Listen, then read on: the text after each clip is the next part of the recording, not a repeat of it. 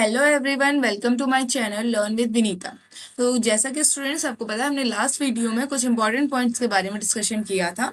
तो आज हम इस वीडियो में भी कुछ इंपॉर्टेंट पॉइंट्स के बारे में डिस्कशन करेंगे। तो चलिए स्टार्ट करते हैं इंपॉर्टेंट पॉइंट्स के बारे में। अब यहाँ पर है आपका child behaviour should be studies under following conditions. निम्न परिस्थितियां बालक के व्यवहार का अध्ययन करना चाहिए। अब आप एक टीचर हैं, एक शिक्षक हैं, तो आपको चाहिए कि जो भी आपके स्टूडेंट्स हैं, जिन बच्चों को भी आप पढ़ा रहे हैं, तो वो बच्चा कोई भी काम, कुछ भी ऐसी चीजें कर रहा है जो चीजें सही नहीं लग रही हैं आपको या सही नहीं है, तो आपको इन सारी कंडीशंस में बच्चे के बिहेवियर को स्टडी करना है। देखें, आइए देखते हैं क्या क्या चीजें हैं। When child fails, बच्चा जब फेल हो जाए, अगर कोई ऐसा बच्चा है आपकी क्लास में, वो फेल हो जाता है क्लास टेस्ट वगैरह वगैरह में, तो आपको क्या करना है, उस समय पे आप बच्चे के बिहेवियर को स्टडी करेंगे कि भैया अगर बच्चा फेल हुआ है तो क्या, क्यों हुआ है, what is the reason behind that. अब क्या हो गया, ऐसा नहीं कि मैं तो पढ़ा ही रहा था, मैं तो अच्छा पढ़ाया था, बच्चा फेल कैसे हो सकता है। नो, आपको स्टडी करनी कि कुछ भी उसके पीछे रीजन हो सकता है जिसकी वजह से वो बच्चा अपने क्लास में फेल हो गया, अपने टेस्ट में फेल हो गया। When child is emotionally weak, बच्चा जब संवेगात्मक रूप से कमजोर हो। अगर आपकी क्लास में कोई भी ऐसा बच्चा है जो संवेगात्मक रूप से कमजोर है, तो भी आप उसके बिहेवियर को स्टडी करेंगे। अब बेटा, संवेग क्या होते हैं?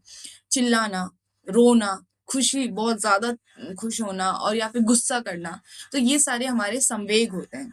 तो अगर कोई बच्चा ऐसा है आपके क्लासरूम में जो कि बहुत तेज से चिल्ला रहा है या बहुत तेज से रो रहा है, तो वो क्यों ऐसा कर रहा है, क्या रीजन है उसके पीछे, बच्चे का ऐसा करने के पीछे क्या रीजन है, तो ये भी आपको जानना पड़ेगा। ठीक है, आगे चाइल्ड इज टर्बुलेंट, बच्चा अशांत है, क्लास में काफी ज्यादा टर्बुलेंस क्रिएट करता है और दूसरे बच्चों को भी प्रॉब्लम होती है, जिससे पढ़ने में, जो बच्चा पढ़ना चाहता है वो भी अच्छे से नहीं पढ़ पाता है। तो क्या रीजन है, इसमें भी आप बच्चे के बिहेवियर की स्टडी करेंगे।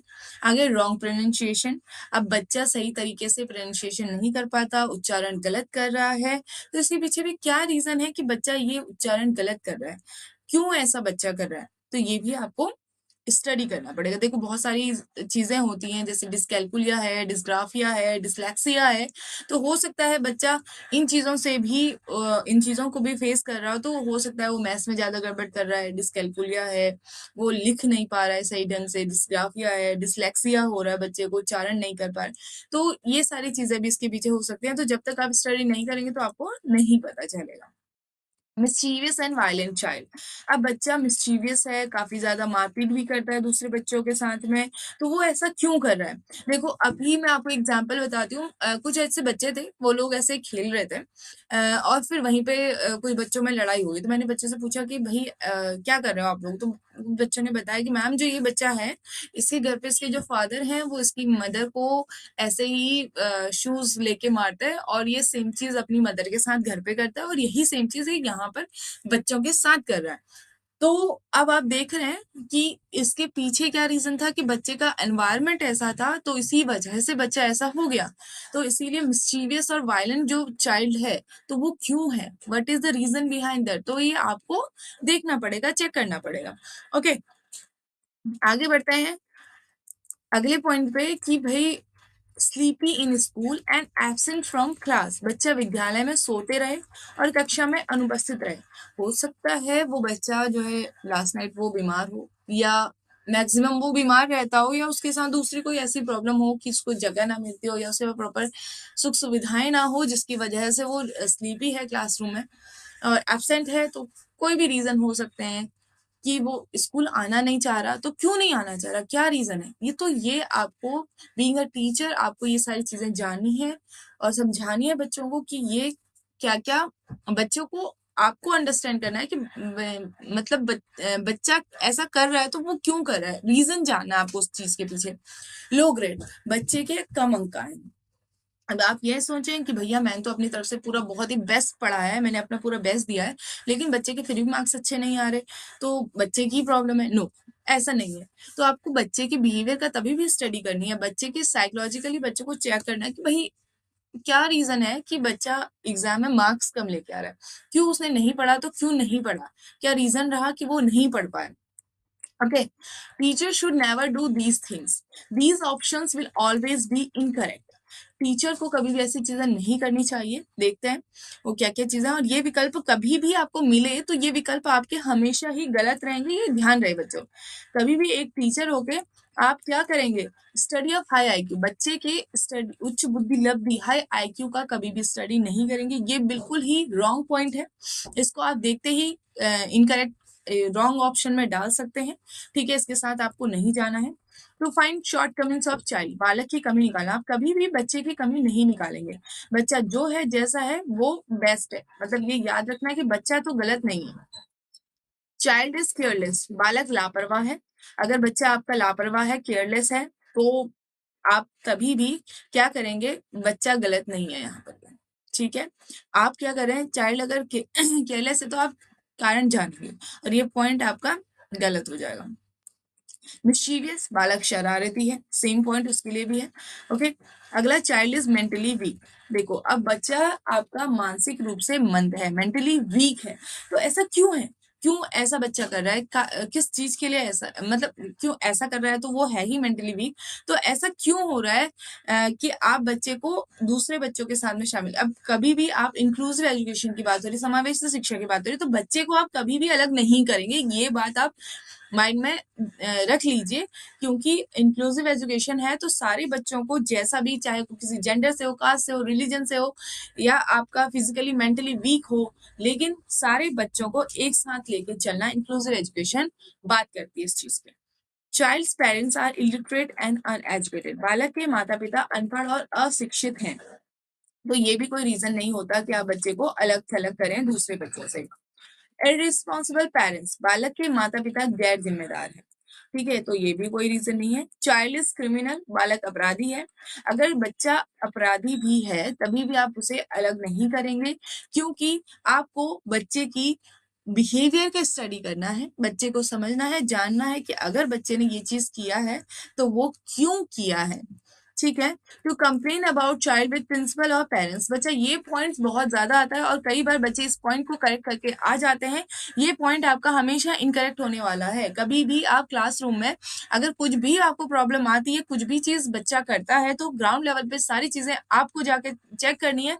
आप सही करेंगे, आप बच्चे को समझाएंगे, आप ही सारी प्रॉब्लम्स को, जो भी बच्चे को आ रही है, जो भी बच्चे को गड़बड़ कर रहा है, वो सारी चीजें आपको सही करनी है।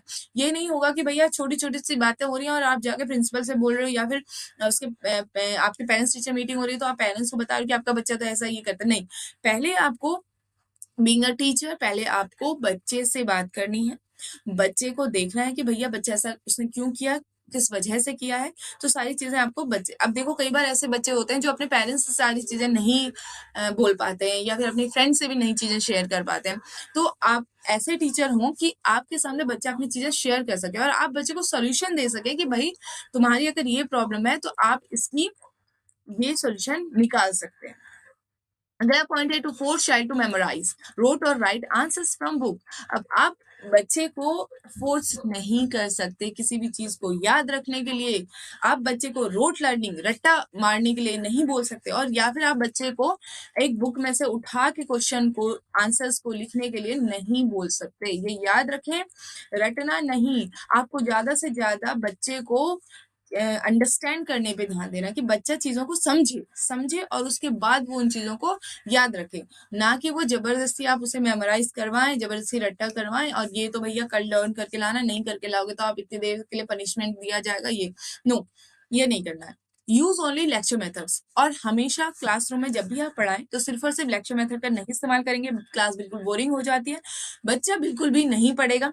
और छोटे बच्चे जनरली ज्यादा से ज्यादा जितनी ज्यादा एक्टिविटी बेस्ड लर्निंग कराएंगे वो मस्ट है। अगर एक्टिविटी बेस्ड लर्निंग नहीं हो रही है तो बच्चे को नई चीजें समझ में आएंगी, वो चीजें नहीं करेगा। ये याद रखें कि सिर्फ लेक्चर मेथड्स का इस्तेमाल आप हायर क्लास के लिए थोड़ा कर सकते हैं, वहीं पे इस्तेमाल होती है लेक्चर मेथड, व्याख्यान विधि, लेकिन छोटे बच्चों को लोअर प्राइमरी, अपर प्राइमरी में भी आप इनफैक्ट लेक्चर मेथड्स का ज्यादा इस्तेमाल नहीं कर सकते। ठीक है, to tell child to go different school, ये जो पॉइंट है ये बिल्कुल भी, चाहे बच्चा कैसा भी हो, किसी भी तरीके से हो, फिजिकली मेंटली चैलेंज बच्चा है या कैसा भी बच्चा है आपके पास में, कितना ही शरारती है, कितना ही टर्बुलेंट क्रिएट करता है, कुछ भी है, तो आप बच्चे को, चाहे लो ग्रेड्स लेके आता है, बच्चे को कभी भी ये नहीं बोलेंगे कि भाई आप नो, आप यहाँ नहीं रह सकते, इस स्कूल, ये स्कूल आपके लिए नहीं है, आप दूसरे स्कूल में आओ, नहीं, कभी भी आपको ये चीज नहीं करनी है, आप ये चीज नहीं कर सकते, ये ध्यान में रखें। अगला एक लास्ट इंपॉर्टेंट पॉइंट जो इसका है, RTE 2009 के अनुसार बच्चे की उसकी बुद्धि लब्धि और मानसिक बुद्धि योग्यता के आधार पर वर्गीकृत नहीं कर सकते। As per RTE 2009, we cannot categorize students according to their IQ and mental ability. हमारा RTE यानी कि राइट टू एजुकेशन एक्ट हमारा ये कहता है कि हम बच्चे को उसकी मेंटल एबिलिटी यानी कि IQ लेवल के हिसाब से बच्चे को कभी भी कैटेगराइज नहीं कर सकते हैं। ये ध्यान रखें, कहीं पर भी यही पॉइंट आ जाता है, ये पूछा गया हुआ सवाल है, ये ध्यान रखें कि RTE हमारा कहता है कि बच्चे को कैटेगराइज, और कैटेगराइज आपको किसी भी लेवल पे आप कैटेगराइज नहीं करेंगे बच्चों को। ध्यान रखें, रिलीजन हो, कास्ट हो, जेंडर हो, आपकी IQ लेवल हो, मेंटल एबिलिटी हो, फिजिकल चैलेंज बच्चा हो, तो आप किसी को भी, स्टूडेंट को कभी भी कैटेगराइज नहीं करेंगे, ये ध्यान रखें। तो ये आपको बिल्कुल भी नहीं करना है। और आज का एक लास्ट पॉइंट है, चाइल्ड इज ऑलवेज राइट। अब जो आपका बच्चा है, बच्चा चाहे कुछ भी कर रहा है क्लास में, कभी भी कर रहा है, मतलब उसको कोई भी मतलब कितना ही वो शरारती है, कितना ही वो टर्बुलेंस क्रिएट कर रहा है, पढ़ने में बेकार है, नहीं पढ़ पा रहा है, तो आपको क्या करना है, बच्चा तो गलत नहीं होगा, ये याद रखें। कहीं पे भी एग्जाम में कुछ भी पॉइंट है, कैसा भी पॉइंट है, ये याद रखना है, बच्चा तो हमेशा सही है। चाइल्ड इज ऑलवेज राइट, बच्चा कभी भी गलत नहीं हो सकता, इतना आपको हमेशा याद रखना है। ठीक है बच्चों, तो इसी के साथ यहाँ पर आज का वीडियो हम समाप्त करते हैं। मिलते हैं अगली वीडियो में, तब तक के लिए थैंक यू सो मच, और please like, share and subscribe.